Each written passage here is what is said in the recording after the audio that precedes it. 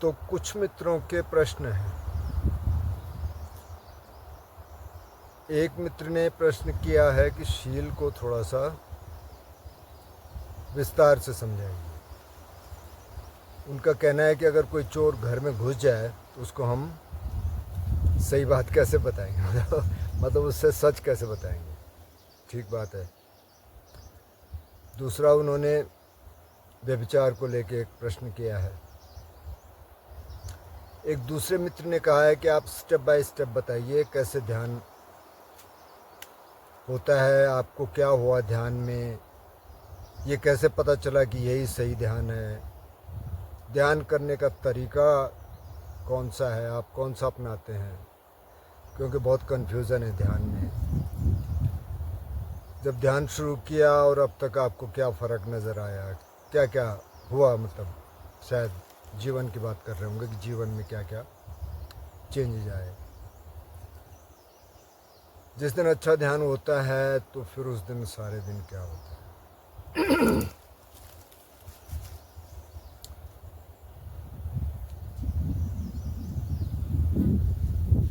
तो पहले एक कहानी से शुरू करते हैं। तो बुद्ध कहीं प्रवचन दे रहे थे, प्रवचन समाप्त हो गया, उसके बाद कोई एक बैठा रहा। तो बुद्ध को पता है क्यों बैठा है ये कोई प्रश्न करना चाहता है अकेले में। तो बुद्ध ने कहा हाँ जी। बोले जी आपसे एक प्रश्न है। बोले हाँ बोलिए। बोले जी आप कई बार इधर से आते हैं और कई भिक्षु आपके साथ आते हैं और कई तो लगता है कि बिल्कुल पहुंच गए, एकदम शांत हैं, उनके हाव भाव से, उनके बोलचाल से, उनके चलने से, सारे तौर तरीक़ों से लगता है कि ये तो पहुंच गए, मतलब कि अरहंत हो गए या किसी स्टेज पे है। कुछ का लगता है कि अच्छा अरहंत तो नहीं हुए, लेकिन इनमें काफ़ी फ़र्क आया, काफ़ी बदलाव आया, क्योंकि वो देखते होंगे कुछ कुछ भिक्षु उनके साथ होंगे, कुछ 2 3 4 बार, क्योंकि बुद्ध चलते रहते थे। लेकिन भंते जी कुछ ऐसे हैं जिन पे कोई फ़र्क नहीं पड़ा। बोले हाँ ठीक है। तो कई बार बुद्ध सीधे प्रश्न का उत्तर देने के बजाय प्रति प्रश्न करते थे, यानी प्रश्न पूछने वाले को प्रश्न करते थे। तो उन्होंने उनसे पूछा भैया आप कहाँ के रहने वाले हैं, शायद बनारस के आसपास की घटना है। तो बोले मैं यहीं का रहने वाला हूँ। बोले यार आपकी भाषा, आपका जो एक्सेंट है, आपका जो थोड़ा बहुत नाक नक्शे यहाँ के नहीं लग रहे। बोले अच्छा अच्छा, हाँ वो आप सही कह रहे हैं। मैं एक्चुअली यहाँ मूल रूप से तो रहने वाला तो मैं बहुत दूर का हूँ, मतलब पटना साइड का हूँ। उस समय पटना नहीं था, उसको बोलते थे पाटली गामा, यानी छोटा गांव था। उस साइड का हूँ, लेकिन हाँ मतलब मैं इधर आ गया था, बहुत साल हो गए। अच्छा। तो बोले भाई अगर कोई यहाँ से आपको रास्ता पूछता है कि वहाँ कैसे जाना है तो आप बताते हैं कि नहीं बताते। बोले भाई बनते जी इसमें न बताने वाली कौन सी बात है, अच्छी तरह बताता हूँ। यहाँ से चलेंगे 4 कोस पे फलाना गांव आएगा, वहाँ से फिर दाहिने मुड़ेंगे, फिर 2 कोस पे फलाना गांव आएगा, फिर आप सीधे चलेंगे तो फलाना गांव आएगा, वहाँ आप रुक भी सकते हैं, सराय भी। ऐसे में पूरा बता देता हूँ वहाँ तक, कहाँ कहाँ रुक सकते हैं, कहाँ कहाँ क्या आएगा, कैसे गांव आएगा। अच्छा। तो बोले भाई जिस जिसको आप बताते हैं वो पहुँच जाते हैं। बोले बनते जी आप कैसी बात कर रहे हैं, जो चलेगा वो पहुँचेगा, जो चलेगा ही नहीं वो कहाँ से पहुँचेगा। तो बोले भाई आप तो बहुत होशियार आदमी हैं, समझते हैं।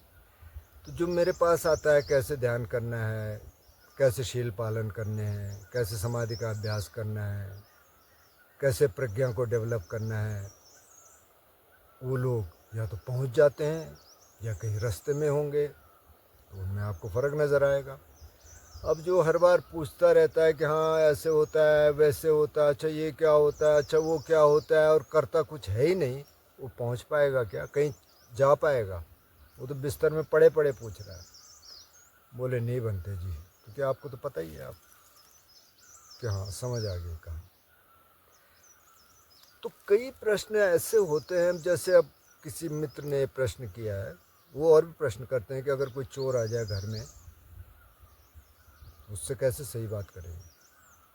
भाई घर में नहीं, चोर तो अभी आपने हाल की घटनाओं को देखा होगा कि वो डिजिटल अरेस्ट और क्या क्या अरेस्ट, और वहीं से उन्होंने करोड़ों रुपए लूट लिए।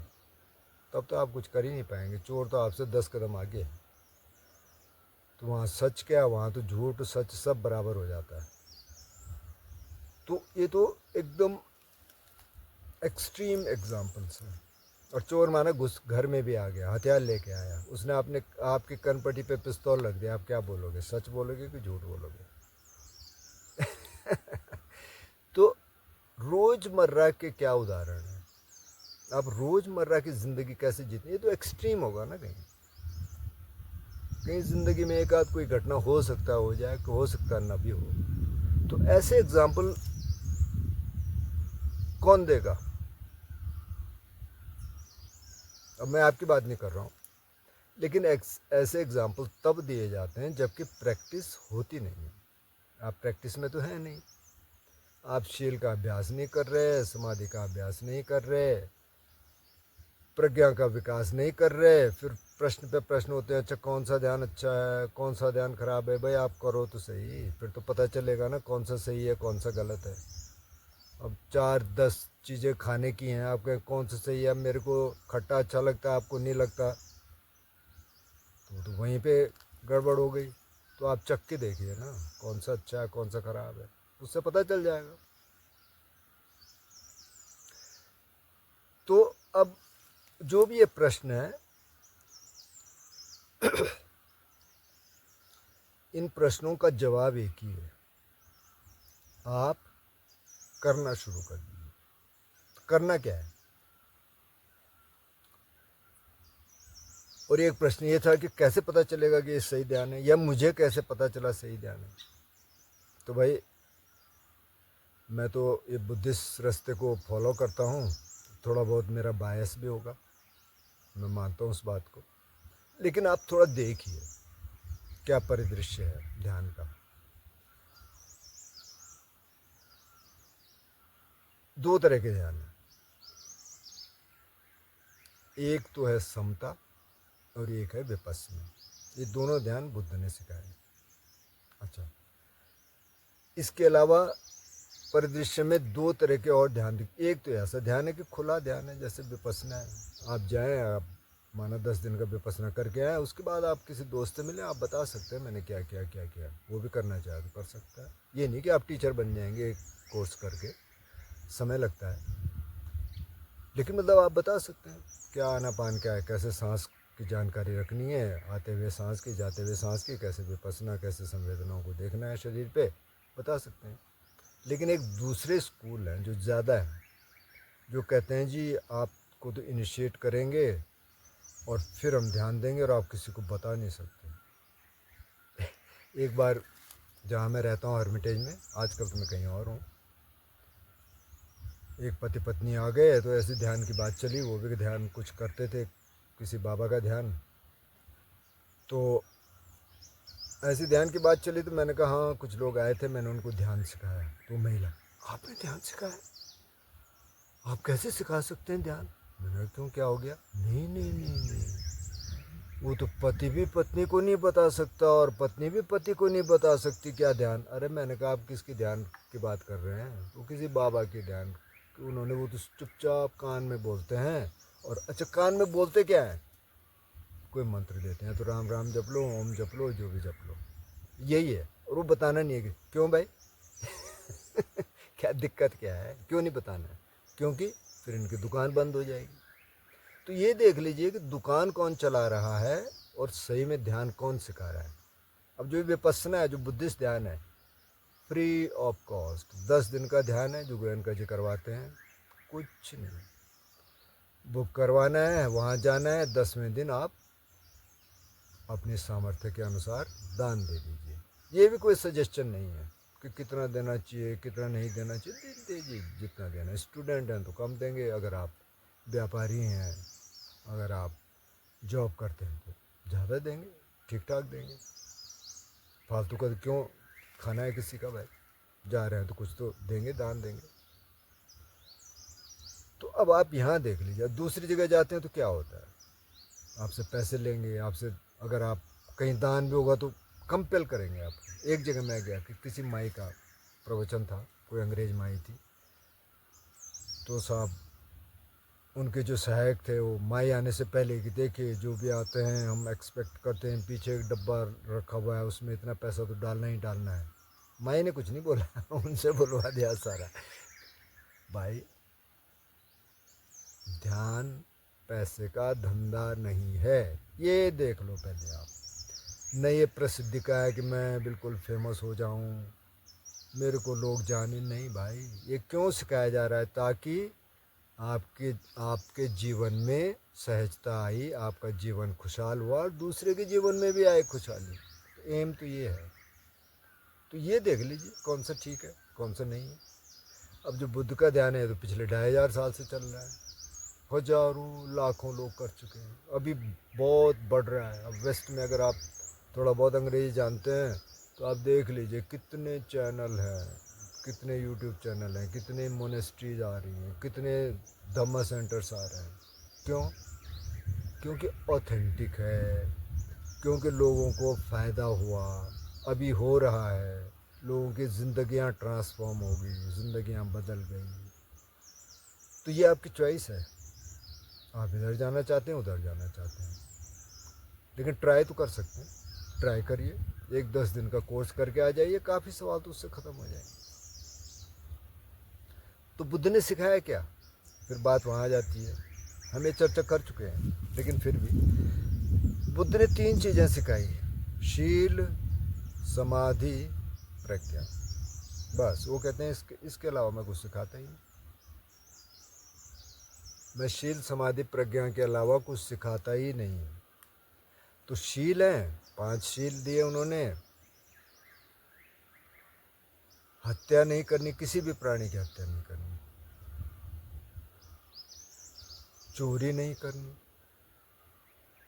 व्यभिचार नहीं करना, झूठ नहीं बोलना और नशा नहीं करना। अब जो व्यभिचार की बात है, व्यभिचार का मतलब क्या हुआ? व्यभिचार का मतलब ये हुआ कि अगर आप शादीशुदा हैं, आपकी पत्नी है, आपके पति हैं, या शादीशुदा नहीं भी हैं, आपकी दोस्ती है, आप साथ रहते हैं, तो उसके प्रति वफादारी।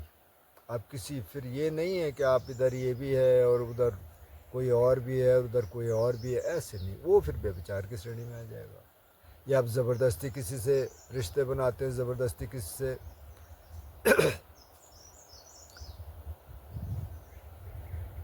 किसी की कंसेंट के बगैर आप ज़बरदस्ती करते हैं, वो व्यभिचार हो जाएगा। किसी ऐसे व्यक्ति से आप संबंध बनाते हैं जो अपने बारे में नहीं सोच सकता, जिसकी मनस्थिति ठीक नहीं है, वो व्यभिचार की श्रेणी में आ जाएगा। और आप जानते हैं कि आप व्यभिचार हैं। तो एक रिश्ते में अगर एक पति पत्नी हैं तो वो व्यभिचार नहीं है, वो तो स्वाभाविक तौर पे उनका मिलन होगा, बच्चे भी पैदा करने हैं, नहीं भी करने हैं माना, तो उसकी बात नहीं, वो व्यभिचार की श्रेणी में नहीं है, वो तो सहज है। उसके बुद्ध परमिशन देते हैं। सिर्फ भिक्षु भिक्षुणियों के लिए ब्रह्मचर्य का शील है कि वो ब्रह्मचर्य का पालन करते हैं, वो कोई रिश्ते नहीं बनाते, इसीलिए वो वहाँ गए, इसीलिए उन्होंने भिक्षु भिक्षुणी का मार्ग चुना। अच्छा, जो झूठ का शील है, किसी सज्जन ने कहा कि अगर ऐसी एक्सट्रीम सिचुएशन आ जाए, अरे जब एक्सट्रीम सिचुएशन आ जाएगी तो वहाँ पे तय हो जाएगा कि क्या करना है। उस समय देख लीजिए आप, अगर बिल्कुल ही अब ऐसी सिचुएशन आ जाए कि आपको लगे कि यार झूठ बोलने से किसी की जान बच सकती है या मेरी बच सकती है, तो ठीक है, कोई दिक्कत नहीं है। ऐसे हार्ड एंड फास्ट थोड़ी है कुछ, अगर ऐसी सिचुएशन है तो। लेकिन ज़्यादातर तो हम दिमाग से बनाते हैं कि अच्छा ऐसे हो जाएगा तो क्या होगा, वैसे हो जाएगा तो क्या होगा। जब होगा तब पता चल जाएगा भाई। लोग कहते हैं जंगल में, मैं जंगल में बैठा हूँ, बाघ आ जाए तो क्या होगा? तो बाघ आएगा तभी तो पता चलेगा क्या होगा। तो कई बार तो बाघ डिसाइड करेगा कि क्या होगा, मैं नहीं करूँगा डिसाइड। उस स्प्लिट सेकंड में क्या होगा ये किसी को नहीं पता भाई। पहले से थोड़ी हम प्लानिंग करेंगे, अच्छा बाघ आया तो मैं इधर जाऊंगा, बाघ आया मैं उधर, अरे कहाँ जाएगा भैया, बाघ आएगा तो वैसे ही घिघी बन जाती है पहले, तब क्या करोगे। तो वो कई चीज़ें नहीं सोची जा सकती, कि प्लान नहीं की जा सकती। तो शील सिखाए, ये 5 शील हैं। उसके बाद समाधि का अभ्यास है। समाधि का अभ्यास क्या है, आप सांस देखना शुरू कर दीजिए। तो आप बैठे हैं, आपने आते हुए सांस और जाते हुए सांस, यानी सांस अंदर आया तो आप जानते हैं सांस अंदर आया, सांस बाहर गया तो आप जानते हैं बाहर आया। आपकी बॉडी अवेयरनेस है, आप बैठे हैं, आपको वेट महसूस हो रहा है, अब ऐसी जगह बैठे हैं तो आपको आवाज़ें सुनाई दे रही। आवाज़ें तो हर ही जगह हैं, शहर में तो और भी ज़्यादा हैं, पर दूसरी टाइप की हैं। यहाँ जंगल की आवाज़ें हैं, चिड़िया हैं, हवा की आवाज़ है, कुछ पाइन ट्रीज भी हैं आसपास तो उनकी आवाज़ आती है, तो आप वो सुनेंगे। तो मैं यही ध्यान करता हूँ, ज़्यादातर मेरा ध्यान यही होता है। फिर और भी स्पेसिफिक ध्यान है। अब ध्यान कभी गाइडेड मेडिटेशन का कोई 10-15 मिनट का कोई वीडियो बना देंगे, उससे आपको पता चले। बेसिकली यही ध्यान है। आप बैठे हैं, आपकी बॉडी अवेयरनेस है, आप सिर से लेके देख लीजिए सिर में क्या हो रहा है, चेहरे पे क्या हो रहा है, पीछे क्या हो रहा है, पीठ में क्या हो रहा है, अगले वाले हिस्से में क्या हो रहा है, और ऐसे धीरे धीरे नीचे बढ़ते हुए टांगों में, उसमें। और एक बॉडी अवेयरनेस है। अब हर बार आपको ऊपर नीचे जाने की ज़रूरत नहीं है, आप बॉडी की अवेयरनेस है, आपको शरीर की जागरूकता है, आप सांस देख रहे हैं, आप आवाज़ें भी सुन रहे हैं। तो कभी ये फोरग्राउंड में रहेगा सांस और ये दो और बैकग्राउंड में रहेंगे, कभी हो सकता है आप आवाज़ें सुने और सांस और बॉडी अवेयरनेस बैकग्राउंड में रहे। और जब जब विचार आए तो आप वापस सांस पे ले आइए, बॉडी अवेयरनेस पे ले आइए, आवाज़ों पे ले आइए। क्योंकि इसमें 3 ऑब्जेक्ट हैं तो थोड़ी सुविधा रहती है कि आप किसी भी ऑब्जेक्ट पे वापस आ सकते हैं। लेकिन सबसे अच्छा ये है कि आप 10 दिन का ध्यान कराइए। 10 दिन का ध्यान कराइए, आपको सारे कन्फ्यूजन दूर हो जाएंगे। वो टाइम निकालना पड़ेगा। अब ये नहीं कह सकते नहीं जी अब क्या करें, मेरे पास तो समय नहीं, फलाना नहीं। नहीं, कर लीजिए, या फ़िलहाल ये कर लीजिए। बहुत सारी गाइडेड मेडिटेशन होंगी बुद्धिस्ट, वो कर लीजिए। अब स्टेप बाय स्टेप क्या हुआ, स्टेप बाय स्टेप ये हुआ कि जीवन में बहुत सुधार आ गए, एडिक्शंस ख़त्म हो गए, जीवन सहज हो गया, कॉम्प्लिकेशंस दूर हो गए, क्लैरिटी आ गई कि पैसे के पीछे भागने से कुछ होगा नहीं। पैसा चाहिए सिर्फ ज़िंदगी चलाने के लिए। पैसा क्या है, साधन है। ये अंतिम चीज़ नहीं है कि जैसे अभी आप देखते होंगे 90% लोग इसी के पीछे भाग रहे हैं। है जिनके पास वो भी भाग रहे हैं, जिनके पास नहीं है उन्होंने तो भाग नहीं है। तो ये क्लैरिटी भी आई कि भाई ये साधन है, चाहिए, ऐसा नहीं है कि नहीं चाहिए। रोटी कपड़ा मकान ज़रूरी है, बस। वो काहे के लिए ज़रूरी है, ताकि हम जीवन में ध्यान कर सकें। उद्देश्य ये है, ये समझ आ गई। अभी की कहानी ये है कि ये समझ में आ गया कि जो सेंट्रल पॉइंट है वो ध्यान है, बाकी ये चीज़ें सब साधन है। अब जिसको ये समझ आ जाए अच्छा, जिसको ना आए तो कोशिश करें। अब ये कि है कि कैसे पता चला यही सही ध्यान है, तो ऐसे ही पता चला ऐसे ध्यान है, क्योंकि ज़िंदगी में ऐसे परिवर्तन आएंगे, शांति आएगी, खुशी आएगी। खुशी का सही मतलब पता चल जाएगा क्या है। बाहर की चीज़ों में खुशी के बजाय आप अंदर ही खुशी ढूंढें। बाहर से आप डिपेंडेंसी नहीं है कि अब पार्टी में जाना है, अब ये करना है, म्यूज़िक करना है, अब अच्छी कार खरीदनी है, फलाना करना है। जितना ज़रूरत है ठीक है, अच्छा कपड़ा पहन लो, कोई दिक्कत नहीं है, अच्छी कार ले लो, कोई दिक्कत नहीं है। लेकिन वो साधन, वो आपकी ज़िंदगी को थोड़ा ठीक बनाने के लिए, अच्छा सुविधा रहेगी, अच्छा ठीक है, कोई दिक्कत नहीं। लेकिन उसमें कोई पावर नहीं है अपने आप में। पैसे में कोई पावर नहीं है। इतनी पावर है कि आप चीज़ें खरीद सकते हैं और अपनी ज़िंदगी चला सकते हैं। उद्देश्य क्या है, उद्देश्य ये है कि आप अपने अंदर की खुशी को ढूंढें।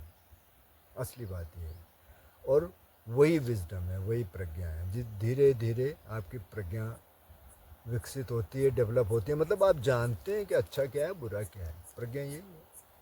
आप जानते हैं कि शील का पालन करना अच्छा है, शील को तोड़ना बुरा है, और इतना तो कर ही सकते हैं। अगर आप कहते हैं मेरे को बैठने का समय नहीं मिलता, मैं कहाँ से लाऊं, ठीक है, तो शील पालन तो अब सारे दिन हो रहा है, उसके लिए तो अलग से समय की ज़रूरत है नहीं। उसके लिए अलग अलग से कोई समय की ज़रूरत नहीं, वो तो आपको रात दिन पालन करना है।